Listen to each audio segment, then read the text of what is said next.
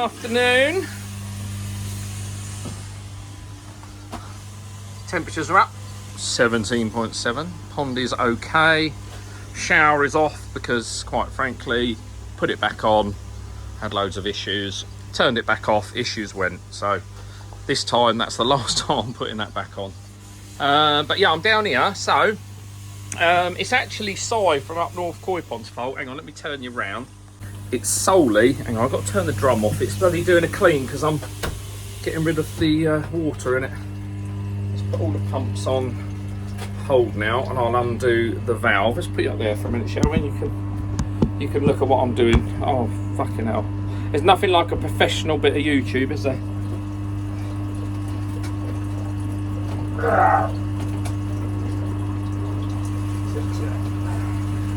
Alright, sorry about that.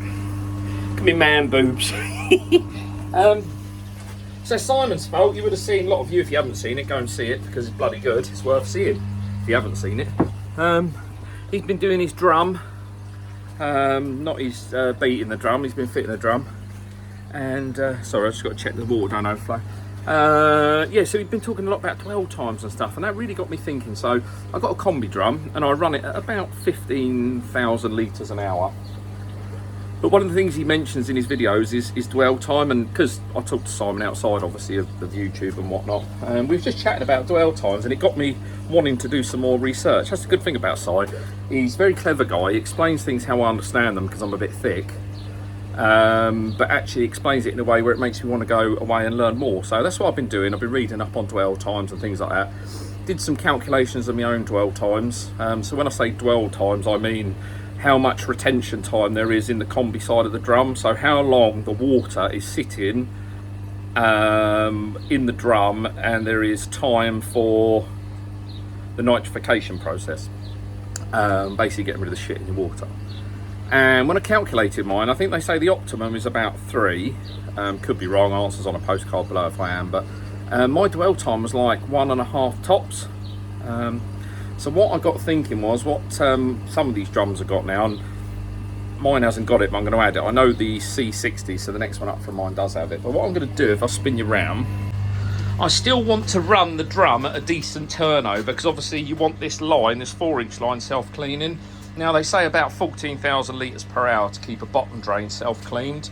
I do notice if I drop the pumps down, you do get a bit of build-up of sediment, and then when you do a flush or a purge, you notice you do get a bit of shit coming out. So what I want to do is, rather than have both pumps after the bio, pump for lumps after the bio, I'm going to leave the 2-inch run on the EA 20,000, but this little 10,000 in front, I'm actually going to bring this down, and I'm going to put an outlet on the clean side. So as I say, there's a few filters out that have got it. It's not critical, you know. I've got nitrite. There is nitrite in my water, which is bugging me. It's about 0.2, 0.25, which I don't want it there all the time. I am feeding heavy, and I've got quite a big stock in the pond, and I'm planning on feeding heavier as the temps get warmer. So let's just check this ain't overflowing. No. So yes, I'm going to go on the clean side of the drum. I'm going to put an outlet here, and then that's going to drop straight down into this 10,000, which I'll run at about 80%, 85%, and that goes back via its own 1.5-inch return. So in terms of the actual drum, it's going to sit on the inside there, just in the centre. Better turn that UV off actually, and I'll leave it on for a minute so I can see what I'm doing. So yes, I've been and got all the bits. I've got my bag, I've got my tools and bits and bobs. So I just got myself only a cheap valve. I quite like these, although they're quite stiff. They're good solid valves. So I've got a valve, will come off of a 90 into a valve, and then we'll drop down to the pump, and then literally it's just a case of moving this along. But what it also does is it gets rid of this pain in the arse here, which means I can push my big blue into the corner like it used to be. So just got to wait for the drum to completely empty, which is still quite a bit of water in there. It'll take a while, but that gives me time to go and make a cup of tea, because that's what we do. And I might even have a poo quickly actually. We'll see how we go. As promised, so we've got my bag of beats, got my bag of tools, got a saw, got a drill. That bit I'm not looking forward to. So the first step is I'm literally just going to measure down. What I'm going to do is I'm going to measure it, get my teeth in, measure it across and then down, and then I can mark on the side. But what I've got to be very careful of is when I'm drilling, what I don't want to do is drill in too hard and straight into the mesh of the drum. Hopefully that won't be the case. There is a bit of clear room in there, but I want to try and get it as central as possible because there is 2 outlets at the bottom of here. There's still a bit of water in there draining out, not too bad, but I think we're good. The drum's a bit dirty and smelly, but yeah, so I'm literally going to measure off of the edge. So that edge goes up through there, doesn't it? So if I measure off of this across and then down from there, that should work. So yeah, I'm going to get on with that. I'll mark it and then I'll cut it, and then I'll either curse and swear or I'll show you.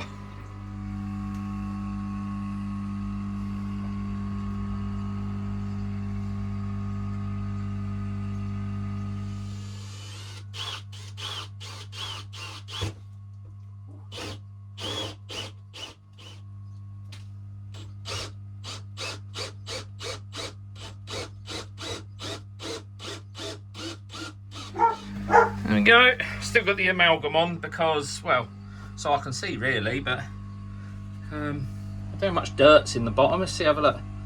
Oh, it's very good. A bit of algae build up, but other than that, the drum is doing its job, yeah. But yeah, reminds me of a bathroom I went to once. Public toilet. Right. Okay, let's get the fitting in there. I've done this ever so slightly high. Larger, so there's no faffing about, but I've got a seal to go on the back. But what I'm also going to do, although silicone, believe it or not, doesn't stick to polypropylene, but what it can do is dry and form a bit of a gasket as well. So yeah, that was uneventful, which was good. Oh, fuck's sake, honestly, every damn time. All I was going to very quickly say is this is the valve we're using. It'll go in from the other side, obviously. Thinking about it. Actually, I need to think about this, don't I? Because what I don't want is not being able to get... I've always got to be able to get in and undo it, do it up, etc. But what I don't want is everything this side is going to be glued. So it's always got to be able to pull out of this side. Yeah, that's not going to work. So it has got to go that way. That was lucky I looked at that, actually. But yeah. Cottony coil fitting just goes down to a 1.5 inch black plastic, and then from there it's pressure pipe going back to the pond because that is buried. But where I can see it, I ain't too fussed, you know what I mean? Ta-ta! Right, so that's on.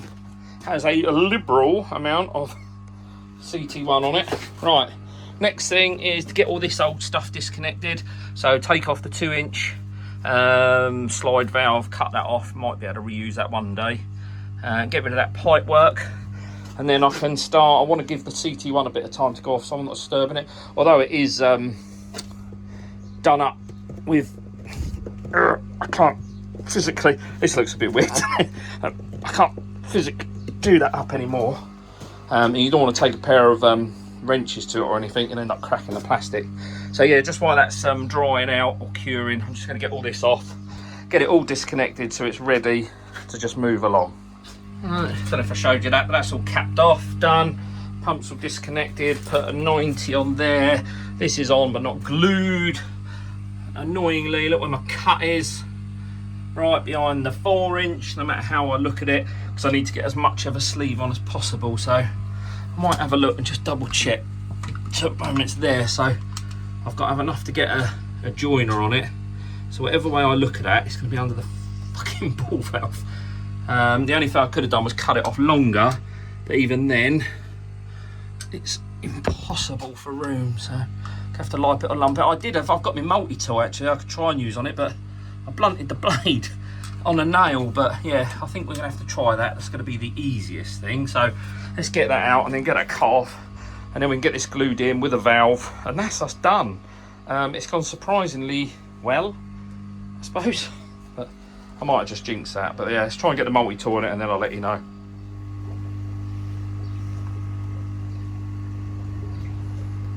Here we go. Right, last time I saw you, I said it's all going very well. That's my dog. Thought it was going really, really well, and then I had an absolute disaster. So I was gluing this outside, and I managed to have this without thinking round the other side. So as the glue was pretty much setting, I literally had to force it round. I got it as far as a quarter of a turn from the back, and then I couldn't go no more, and then I've just daubed glue, dripped it back in around the edge, and I'm just hoping it was enough. It wasn't enough, it wasn't fresh enough that I could pull it apart, if you see what I'm saying, but I was, with a lot of pressure, I was able to turn around. Actually, I quite like that the ball valve's on the side. It's going to make life a bit easier for me. But yeah, pumps in, bit of foam under the pump, stop it vibrating. Everything's hooked up there, it's just a rubber inside. But that's it, it's everything on. Wiring just goes around the back like it did. Means I've been able to move my big blue forward a little bit, which is quite nice. I'm probably going to move it forward even more, if I'm honest. I'm probably going to, oh no, because then I won't be able to get in there, will I? No, actually, we'll leave that there, I think. But yeah, that's it.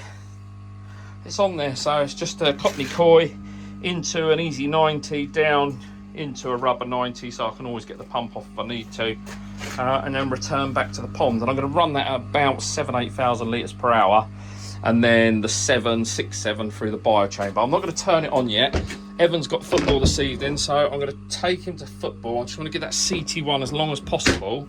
It will cure underwater, but we don't need to rush, do we? So yep, I'll go football, and then I'll see you right back here, all right? Let's turn that off. It'll have the noise of the tap. I'm just doing a bit of a trickle back in because the pond's right down where I've been working on it, but I think it's time to see if this works or not. I've got no leaks, which is always good. No leaks whatsoever. All the glue should be dried now. I've got the valve open anyway, but should we give this a go? See what happens.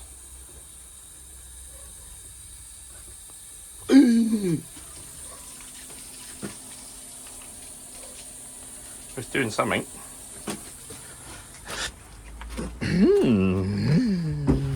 got flowing water this end.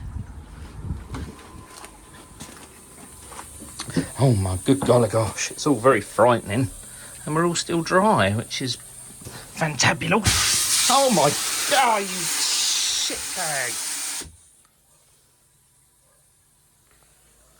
Always remember to turn off your water, your drum, folks. Obviously that's sap water because the bottom drain's still dry, so dry till shut. So I'm going to go ahead, open this up, but so far it looks like we're yeah, we're free. Right, go and turn this on, and I'll let you know how we get on. Be a lot of shit come out. Actually, you can stay and watch it. Ready?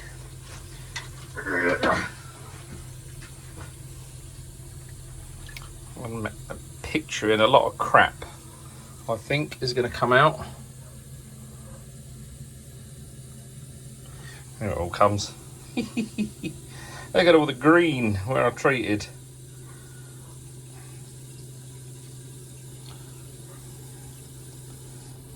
Obviously I only got this pump on, so this one can now go up. 80%. Quite a noisy pump that actually. I'll have to run a clean on the drum in a minute. And then we'll just do a few purges. And obviously this one can go back on now as well. But we want this one closer to... We want this one slower. Like that. That shouldn't leak because it's an existing run and I've not touched it. Everything's open, isn't it, before I cock up. Right, if we give this up, I'm going to go and give this a few purges and then I'll let you know it's all A-okay. Right, it's late in the evening. So it's late in the evening, it's about 10:30. We finally topped up. It was a very, very slow trickle in because I've taken quite a bit of water out. But yeah, everyone's in, everyone's happy. Everything seems to have worked as it should. So it's literally just doing its last little bit of a top up now. Only thing I have noticed is the drum runs slightly lower in terms of water level. We used to run between 1 and 2. So it does run slightly lower. I might need to adjust my float switch.